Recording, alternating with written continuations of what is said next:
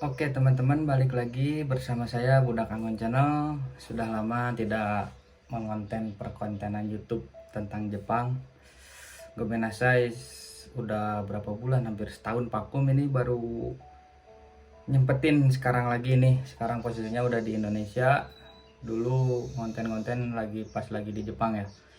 Jadi sekarang saya mau sedikit sharing atau berbagi cerita lah intinya. Jadi gitulah. Jadi konten ini hanya sekedar sharing atau berbagi cerita tentang proses ke Jepang, selama di Jepang dan lain-lain lah. Simaklah, semoga bermanfaat untuk teman-teman semuanya. Oke, kita bahas. Jadi kemarin itu saya pas konten berapa ya, 1 tahun ke belakang 2023. Jadi ketika saya Jisusei, bagi yang menyimak channel saya, kalian pasti tahulah alur ceritanya kayak gimana gitu. Jadi pas 2022 itu saya ada cita-cita pengen ke Jepang gitu. Jadi ya pertama sih ya pastilah tergiur dengan gajinya yang begitu wow. Wow dalam tanda kutip 2 digit lah. Jadi saya berusaha menggali-gali informasi sendiri dan akhirnya saya memutuskan masuk LPK. Nah, saya udah ngebahas tentang LPK dan LPK SO dari video sebelumnya. Kalian silakan scroll aja video saya ke bawah. Saya sudah menjelaskan tentang alurnya itu secara garis besarnya lah intinya. Saya akan ulas lagi sekarang. Jadi kemarin itu saya magang di pabrik perakitan mobil ya, nggak di endorse juga ya. Jadi di mobil truk Isuzu gitu, Toraku, Isuzu no Toraku. Jadi saya itu magang selama 1 tahun dan dalam 1 tahun itu saya nggak full kerja 1 tahun gitu. Jadi begitu pertama masuk ke Jepang itu saya masuk dulu Senta selama 1 bulan. Jadi di Senta itu kita itu bagi pemagang ya, bukan untuk TG. Kita diajarin lagi bahasa kayak gitu, budaya. Nah jadi syarat untuk magang juga di Jepang itu harus ada pelatihan lagi di Jepang. Nah sesudah 1 bulan pelatihan di Senta, nanti kalian akan baru dikirim ke perusahaan.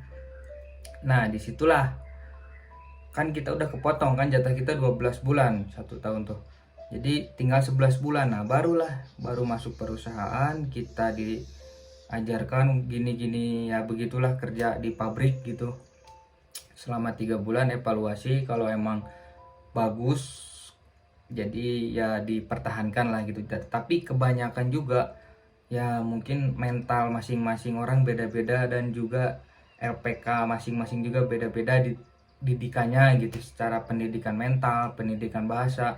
Nah jadi ketika teman-teman ingin pergi ke Jepang gitu,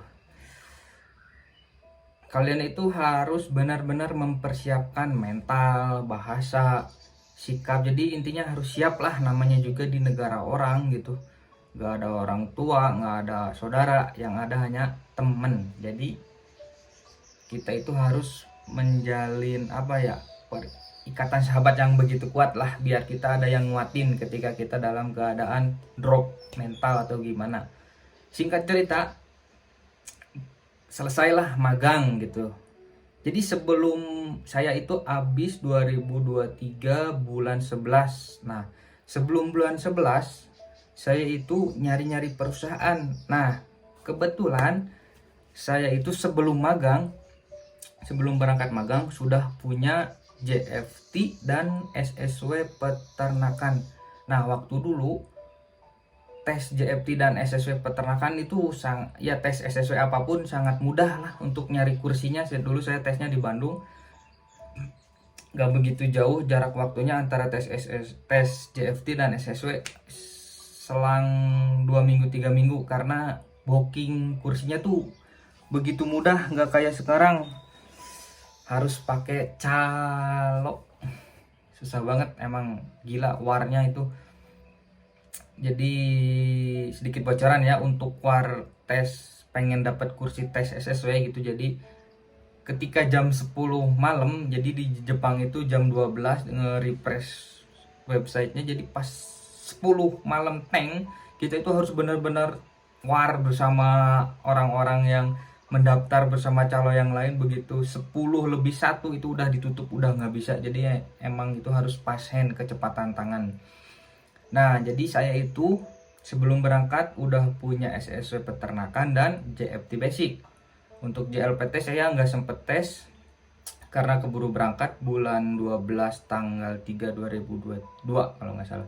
Jadi begitu mau habis bulan 9 entah bulan 10 2023, saya itu nyari iseng, nyari perusahaan. Nah, kebetulan dapet jadwal mensetsu, disuruh ngirim CV, resume kayak gitu. Sebenarnya nggak niat lanjut sih, cuman kepenasaran aja gitu. Nah, alhasil karena ya lumayan lah setahun di Jepang.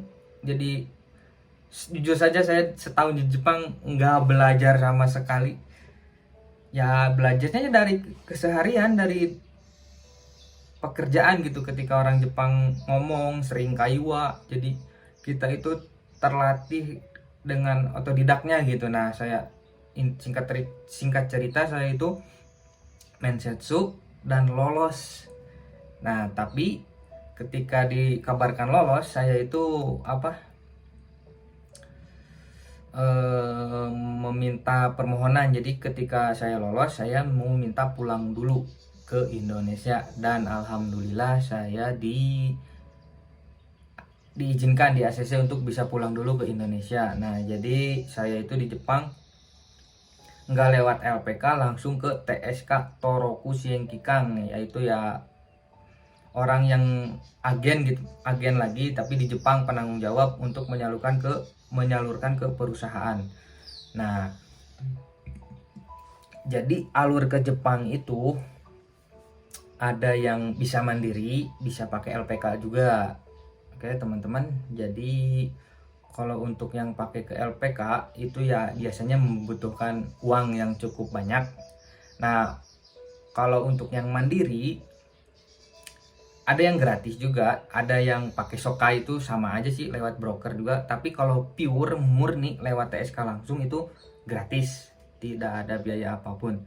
Nah, ada biaya untuk mandiri, yaitu ya untuk Kenko Sindang, MCU, untuk urus-urus berkas, ngeprint apa gitu. Sebenarnya itu ya wajar lah. Nah, kalau untuk posisinya yang di Jepang dari magang ke TG Toku Tegino itu sebenarnya gratis, tidak ada urus-urus apa-apapun. Jadi nanti diurusin sama TSK gitu. Nah, kalau untuk yang TG dari Indonesia itu baru ada urus-urus dokumen, urus-urus MCU. Nah, oke lah, intinya ceritanya kayak gitu. Jadi saya itu pulang dulu ke Indonesia. Nah, ketika pulang saya itu salahnya nggak mengisi re-entry. Jadi Jaryu card saya dibolongin nih, ada nih. Jadi sekarang saya udah punya Jaryu cardnya 2 kemarin. Jadi ceritanya tuh saya magang setahun, pulang dulu 3 bulan, nikah lah karena ada modal lah, intinya kayak gitu. Berangkat lagi ke Jepang di bagian Hokkaido, magang di Tokyo Toku Tegino di Hokkaido, di peternakan. Namanya juga peternakan, nggak ada yang di kota teman-teman.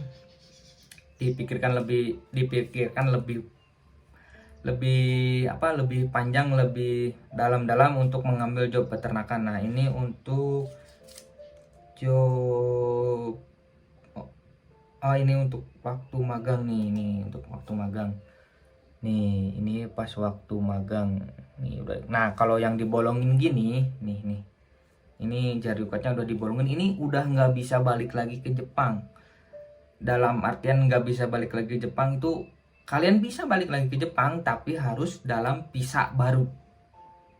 Nah, salahnya itu pas kemarin saya pulang ke Indonesia, saya nggak ngisi re-entry. Harusnya ngisi re-entry di imigrasi sebelum masuk ke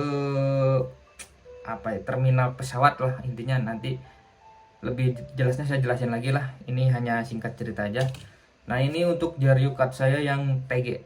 Nih TG, saya TG itu hanya kerja 4 bulan. Jadi enaknya TG itu bisa pindah-pindah perusahaan, dalam catatan ya, kalian bisa mengurus-ngurus sendiri. Intinya bahasanya harus bisa lah, nggak terlalu buta banget gitu. Nah jadi ceritanya gitu, saya itu setahun magang, pulang dulu ke Indonesia 3 bulan menikah, lalu berangkat lagi 2024 bulan 3, pulang lagi kemarin bulan 9 2024. Karena ya karena apa ya, cerita pribadi lah intinya mah kayak gitu. Nah kemudian saya nyari lagi perusahaan dari Indonesia, bukan dari Jepang. Kalau kemarin pas magang ke TG, saya nyari perusahaannya posisinya lagi di Jepang. Nah sekarang saya nyari perusahaannya posisinya pas lagi di Indonesia. Jadi alhamdulillah saya sekarang udah punya perusahaan lewat TSK langsung, bukan lewat LPK.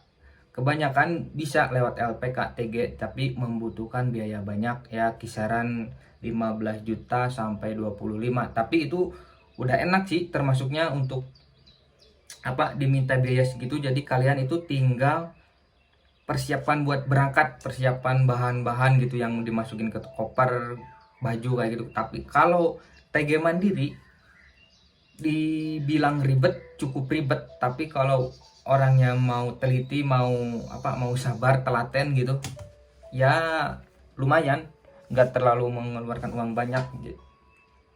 Nah kalau rezekinya bagus, terkadang perusahaan juga mengasih tiket pesawat buat berangkat. Nah kebetulan saya tidak dikasih tiket pesawat, jadi saya modal sendiri tiket pesawatnya. Jadi ketika saya kemarin pulang bulan 9 nyari-nyari perusahaan di Indonesia nggak dapet, alhasil saya nyari lagi perusahaan di Jepang, alhamdulillah dapat di Aichi Ken, sekarang di bagian Jidosa Seibi. Nah untuk SSW Jidosa Seibi itu tesnya di Jepang saya waktu itu sebelum pulang. Nah jadi ceritanya gitu teman-teman.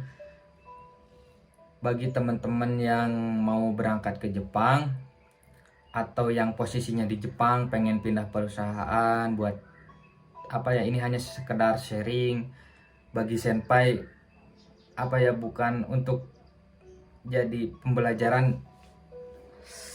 Intinya bukan saya itu bukan mengajari senpai-senpai, ini hanya berbagi cerita, barangkali cerita saya bisa bermanfaat bagi kalian semua yang di Indonesia atau yang di Jepang.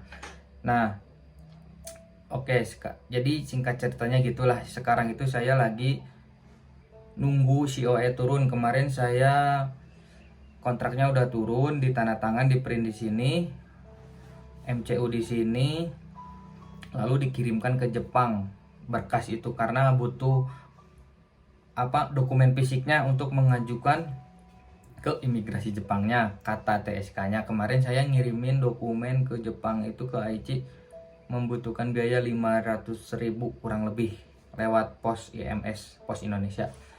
Nah gitu teman-teman, jadi saking udah lamanya nggak ngonten ini, kemarin emang apa ya, males banget buat konten, boro-boro buat konten ya. Jadi ngadepin kerjaan juga udah males, ketambah kemarin baru nikah juga saya, mohon maaf saya baru ada waktu lagi buat konten untuk sekarang. Mohon didukung channel saya, jangan lupa subscribe, like, komen, share ke teman yang lainnya. Nah mungkin untuk video kali ini cukup sekian. Nah next video saya akan memberitahu atau masih sharing juga sih. Saya juga masih kalau bahasa Jepangnya masih N5 lah, masih heta, masih bodoh. Jadi belajar bersama lah, mengulas kembali pembelajaran bahasa Jepang yang sudah saya pelajari, barangkali bisa bermanfaat buat kalian semua. Jadi next video saya akan bikin apa sih yang harus dipersiapkan sebelum berangkat ke Jepang, dan apa sih yang harus dipertahankan ketika di Jepang. Saya juga kemarin selama 2 kali keberangkatan nggak sama sekali belajar ketika di Jepang. Ya namanya juga udah kerja capek, ya itu kesalahan saya juga sendiri. Bagusnya sih ya saya belajar gitu. Nah, untuk keberangkatan yang ketiga kalinya saya usahakan tidak mengulangi kesalahan yang sama. Oke, video kali ini mungkin cukup sekian. Terima kasih atas dukungannya. Wassalamualaikum warahmatullahi wabarakatuh.